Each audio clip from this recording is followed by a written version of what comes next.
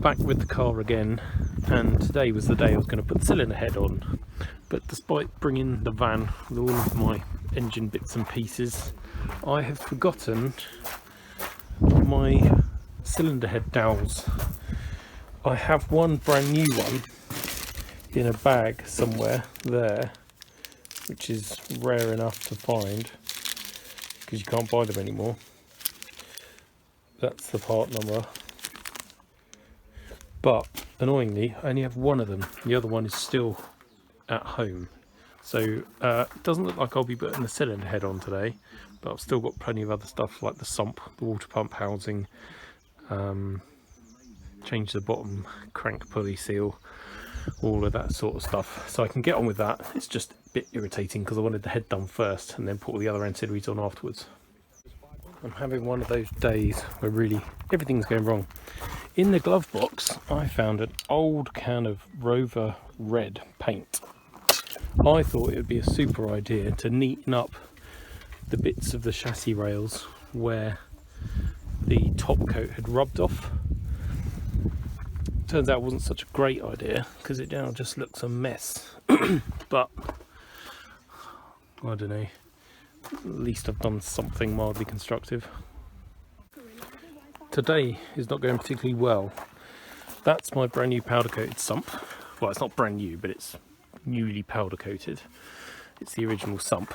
Before I fitted that, I just thought it'd be a good idea to pull that crank pulley seal thing out, but I can't get the original pulley off. It's really pissing me off. I've lubed it off with WD-40 and then I've hammered the pulley back on a little bit, and that's given me access to the keyway, so I can clean off the end and hopefully put the bolts back in and then pull it off. But at the minute it doesn't want to come this way, it just wants to go back in. Perseverance paid off. Sprocket is now off. Just need to get the old seal out so I can fit the new one. For that I'll drill some holes and put some self-tappers in it. So I've drilled two tiny holes in the seal with a tiny drill bit. One there, one there.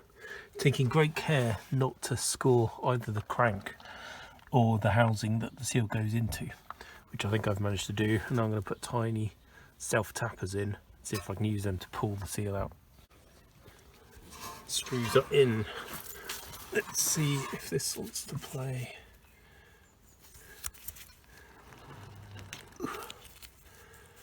Not as yet.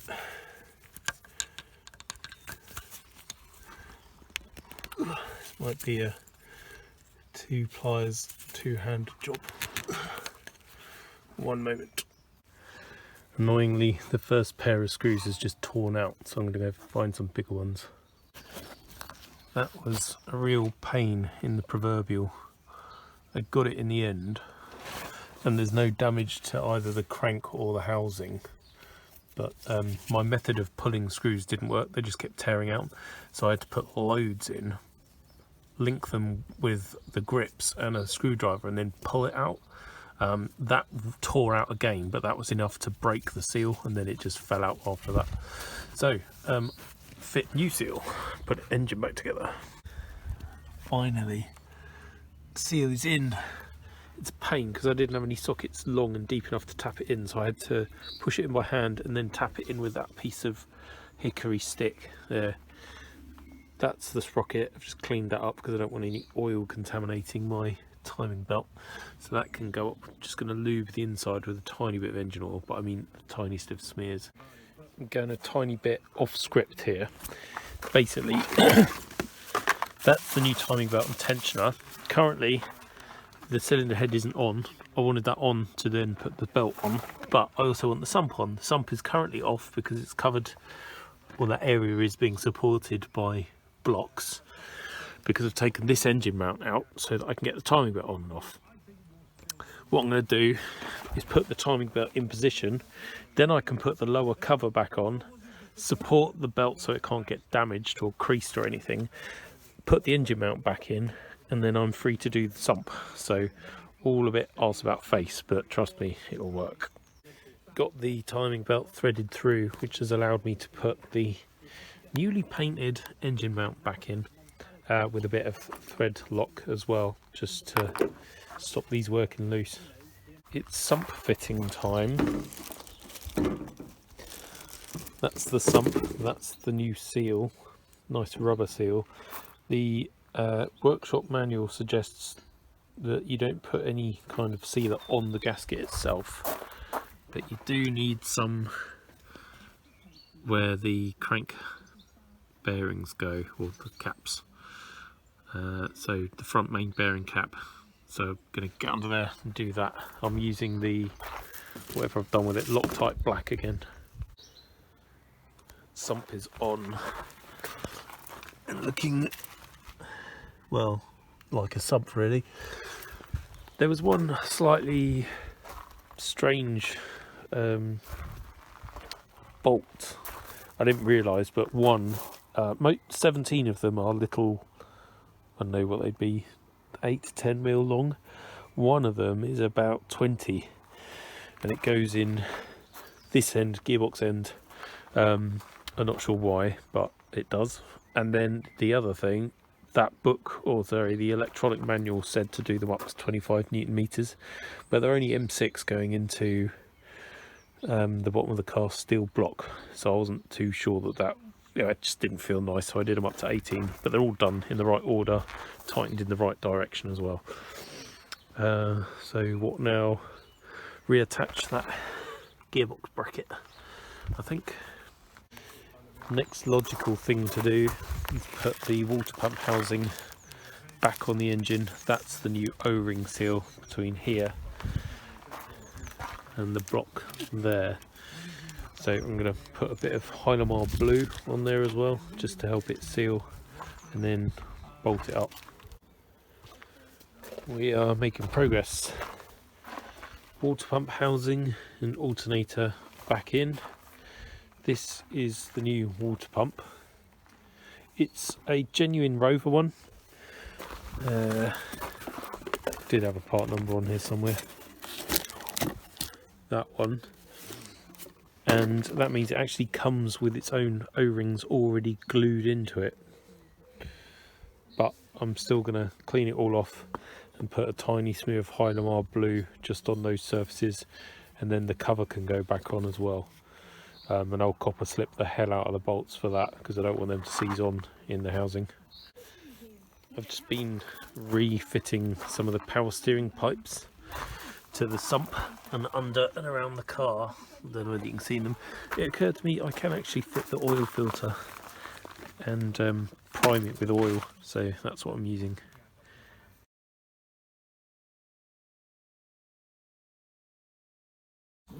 I'm back with the car. I haven't touched this thing for maybe a week and a half because I've just been busy with work and stuff.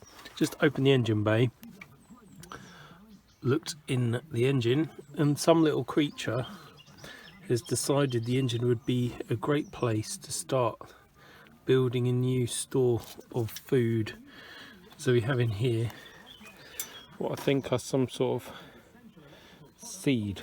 So you would have thought a petrol-y, smelly environment like that would be bad for little creatures, but that one obviously has a taste for old Rovers. Nevertheless, it's going to have to all come out because I've got a cylinder head to put back on and lots of other bits and pieces to do. So I found my Dowels. I'm going to clean up the rest of this, hoover that out, get the mouse poo and everything out of there, clean it all up, degrease it, put the head on and start torquing it down. Handy hoover.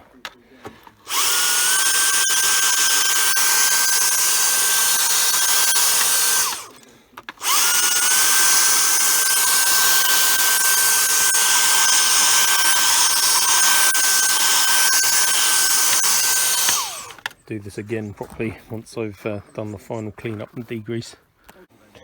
Just cleaning the worst of the crap off with an old razor blade. It's quite a lot built up around the coolant passengers, but actually around where the compression rings go. They're actually really good, and I'm also paying quite a lot of attention to that bit where the oil always seems to leak out of these. Hopefully with the MLS head gasket we should be good. That's cleaned to within an inch of its life. I've also cleaned the bores with and piston crowns, not heavily because I don't want to break off all that loose stuff, but I've given them a bit clean and got rid of the crap out between the margins. This is the location point in the flywheel, and you're meant to lock that with an Allen key or something, but basically it's quite handy to be able to move the pistons up and down still. And I don't know if you can see them moving,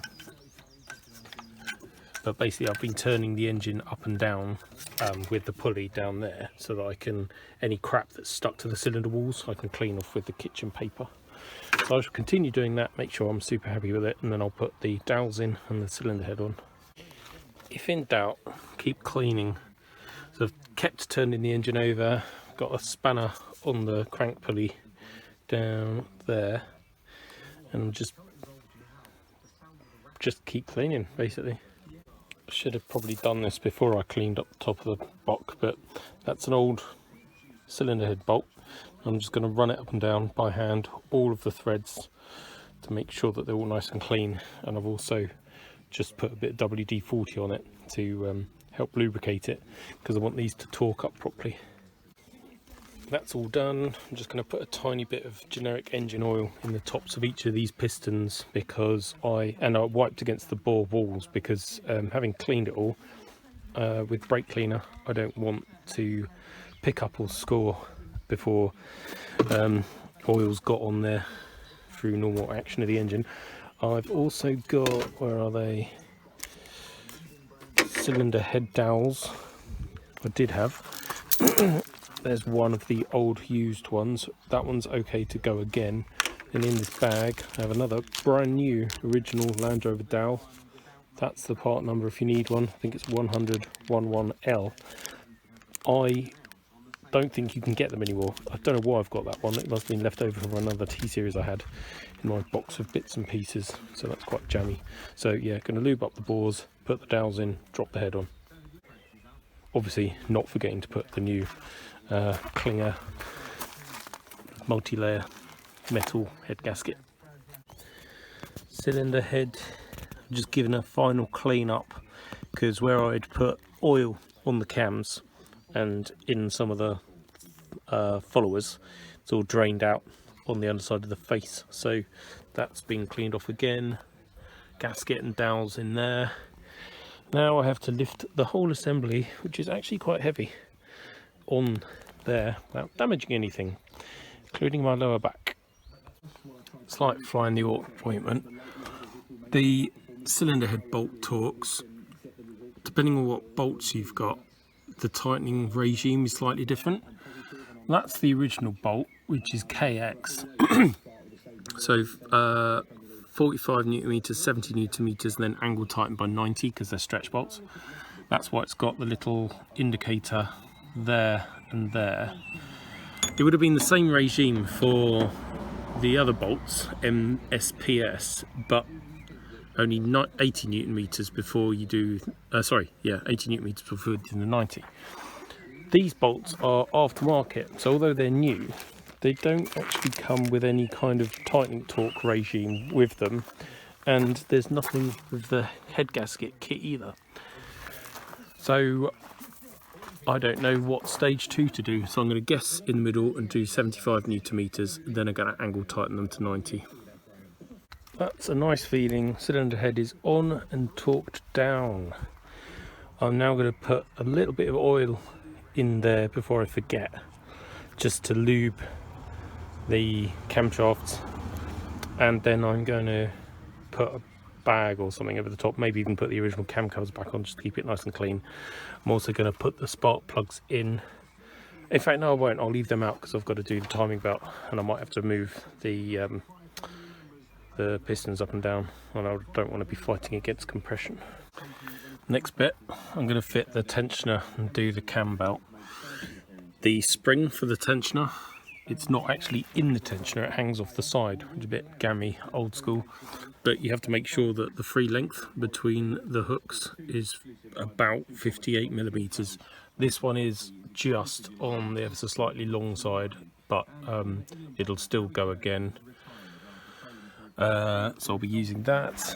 The tensioner, the old one, didn't feel bad. The bearing's all nice and tight, and I don't think the cam belt was very old, and I don't think that tensioner's very old, but I'm still swapping it anyway because it was only another 20 quid for the tensioner in my kit, so that's what's going to go in.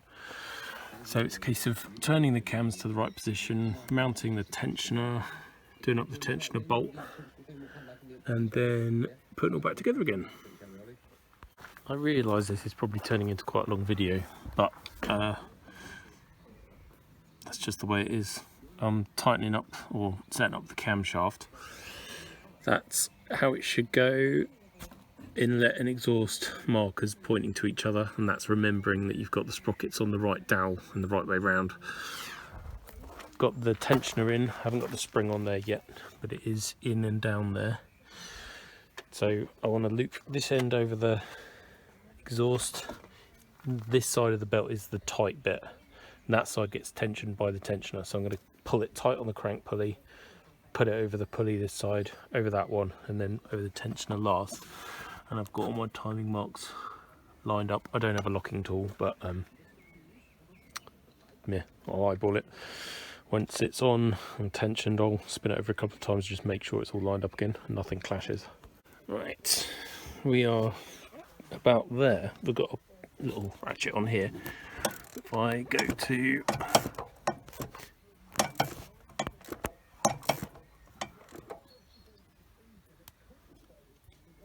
this is quite hard to get done perfect one-handed.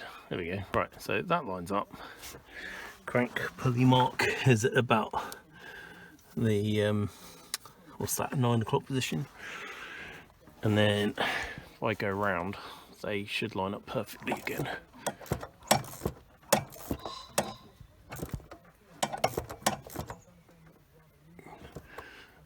Ooh. Just a little bit more. There we go. Perfect. So that's good. I've got the tensioner spring on down there between that bobbin and the little arm. So now that's tensioned the belt correctly, I can nip the lock bolt up. Then I can torque, or put it in gear, torque the crank pulley bolt up to 85 Newton meters. And we're done with the timing issues, or timing bits. It's going to get dark soon, and it's going to rain, so I'll have to leave the rest till tomorrow. It's the next day. It was looking so promising, but then it decided to rain. So as a priority, before it gets really heavy, I'm going to clean up the cam covers. I've got the bolts, new gaskets. I want to put the cam covers on, and then mice can't nest in it. It's really become quite rainy.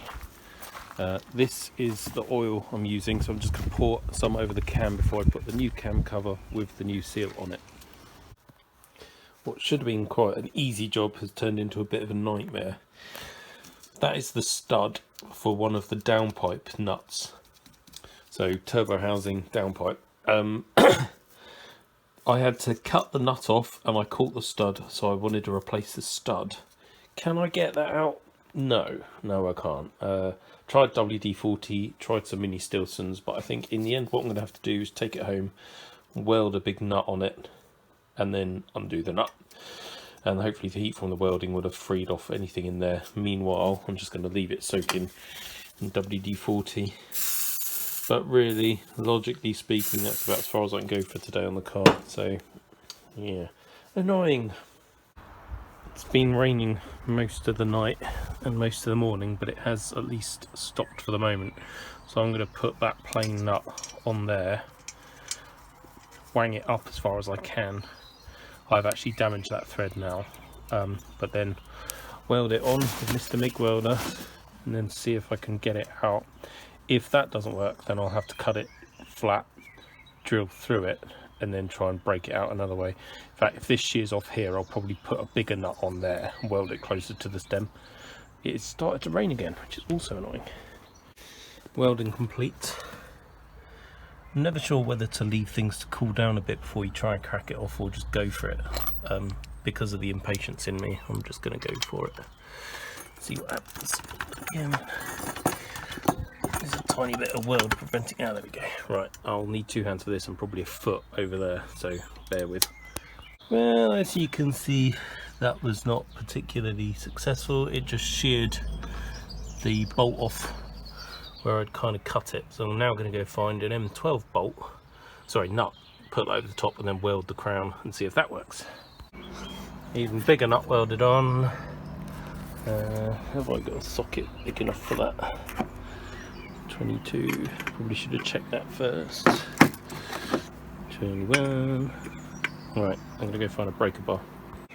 It's working. Cannot believe how hard in that is. But I'm using a standard breaker bar and it's still an effort to turn it, but it hasn't sheared off. So I'm going to keep going, hopefully that'll come out.